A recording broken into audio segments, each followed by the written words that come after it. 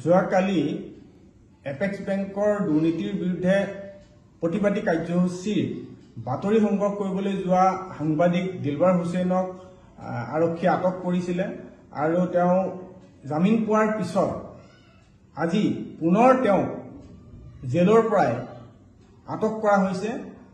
এই ঘটনা আমি জাতীয় দল অসমে গৰিহণা জনাইছো আৰু এই দুৰ্নীতিৰ বিৰুদ্ধে বাতৰি কৰিবলৈ যোৱাৰ কাৰণে যে তেওঁক আক্ৰোশমূলকভাৱে যে গ্ৰেপ্তাৰ কৰা হৈছে, তেওঁৰ ওপৰত বিভিন্ন ধৰণৰ কেছ জাপি দিয়া হৈছে, সেই কথা আজি মুখ্যমন্ত্ৰী ডাঙৰীয়াৰ সংবাদমেলৰ পৰা এটা প্ৰমাণ হৈছে যেন তেওঁক আক্ৰোশমূলকভাৱে যেন তেওঁ ভৰাই ৰাখিব বিচৰা হৈছে দুৰ্নীতিৰ বিৰুদ্ধে বাতৰি কৰাৰ কাৰণে।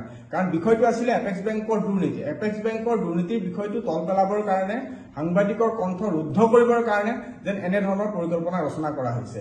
আজি মুখ্যমন্ত্ৰীৰ সংবাদমেলত কেইটামান কথা পৰিলক্ষিত হৈছে যে তেওঁ যি ধৰণে কৈছে যে সাংবাদিকসকলে কি কৰিব, কি নকৰিব, কেনেকে চলিব, সাংবাদিক কাক কয়, এনেকে ধৰণৰ কিছুমান কথা আমি পৰিলক্ষিত হৈছে।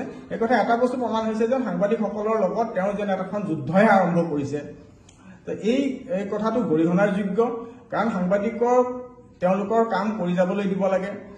সাংবাদিকসকলৰ স্বাধীনতাক হস্তক্ষেপ কৰিব নালাগে, কাৰণ তেওঁ বাতৰি সংগ্ৰহ কৰিবলৈ গৈছে। তেওঁ কোৱা হৈছে যে তেওঁ মোটা অংকৰ লোন বিচাৰি গৈছে। বাতৰি সংগ্ৰহ কৰিবলৈ যোৱা ব্যক্তিজনে বেংকৰ ভিতৰত সোমাই লোনৰ কথা পাতিবলৈ গৈছিলে নে তেওঁ বাতৰি সংগ্ৰহ কৰিবলৈ গৈছিলে, সেই কথা বেংকৰ কৰ্তৃপক্ষই যি CCTV ফুটেজ আছে ৰাজহুৱা কৰক, তাতেই গোটেই কথাবিলাক ওলাই পৰিব। মুখ্যমন্ত্ৰী ডাঙৰীয়াই যিটো ৰাজনৈতিক ৰূপ দিব বিচাৰিছে এই ঘটনাটো, ই অতি লাজৰ বিষয়। কাৰণ এপেক্স বেংকৰ ঘটনাৰ কণ্টিনিউ তেওঁলোকে বাতৰি কৰি আহিছিলে আৰু সেই বাতৰিৰ হয়তো তেওঁলোকে সেই ঘটনাৰ প্ৰকৃত ৰূপ বাহিৰলৈ আহে বুলি সেই ঘটনাক ঢাকিবৰ কাৰণে তেওঁলোকে এনেধৰণৰ পৰিকল্পনা কৰিছে যেন আমাৰ অনুমান হৈছে আৰু আমি জাতীয় দল অসমে এই বিষয়টো গৰিহণা দিছো।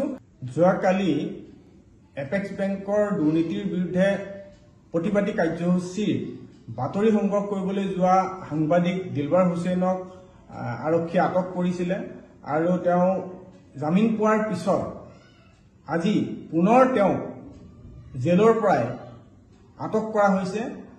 এই ঘটনা আমি জাতীয় দল অসমে গৰিহণা জনাইছো আৰু এই দুৰ্নীতিৰ বিৰুদ্ধে বাতৰি কৰিবলৈ যোৱাৰ কাৰণে যে তেওঁক আক্ৰোশমূলকভাৱে যে গ্ৰেপ্তাৰ কৰা হৈছে, তেওঁৰ ওপৰত বিভিন্ন ধৰণৰ কেছ জাপি দিয়া হৈছে, সেই কথা আজি মুখ্যমন্ত্ৰী ডাঙৰীয়াৰ সংবাদমেলৰ পৰা এটা প্ৰমাণ হৈছে যেন তেওঁক আক্ৰোশমূলকভাৱে যেন তেওঁ ভৰাই ৰাখিব বিচৰা হৈছে দুৰ্নীতিৰ বিৰুদ্ধে বাতৰি কৰাৰ কাৰণে।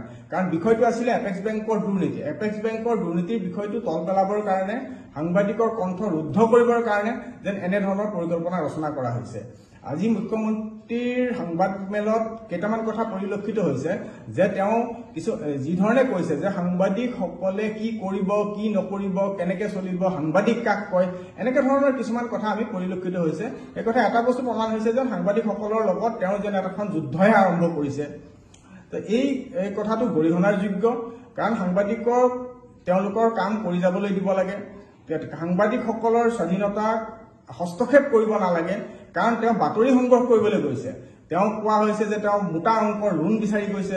বাতৰি সংগ্ৰহ কৰিবলৈ যোৱা ব্যক্তিজনে বেংকৰ ভিতৰত সোমাই লোনৰ কথা পাতিবলৈ গৈছিলে নে তেওঁ বাতৰি সংগ্ৰহ কৰিবলৈ গৈছিলে, সেই কথা বেংকৰ কৰ্তৃপক্ষই যি CCTV ফুটেজ আছে ৰাজহুৱা কৰক, তাতেই গোটেই কথাবিলাক ওলাই পৰিব। মুখ্যমন্ত্ৰী ডাঙৰীয়াই যিটো ৰাজনৈতিক ৰূপ দিব বিচাৰিছে এই ঘটনাটো, ই অতি লাজৰ বিষয়। কাৰণ এপেক্স বেংকৰ ঘটনাৰ কণ্টিনিউ তেওঁলোকে বাতৰি কৰি আহিছিলে আৰু সেই বাতৰিৰ হয়তো তেওঁলোকে সেই ঘটনাৰ প্ৰকৃত ৰূপ বাহিৰলৈ আহে বুলি সেই ঘটনাক ঢাকিবৰ কাৰণে তেওঁলোকে এনেধৰণৰ পৰিকল্পনা কৰিছে যেন আমাৰ অনুমান হৈছে আৰু আমি জাতীয় দল অসমে এই বিষয়টো গৰিহণা দিছো।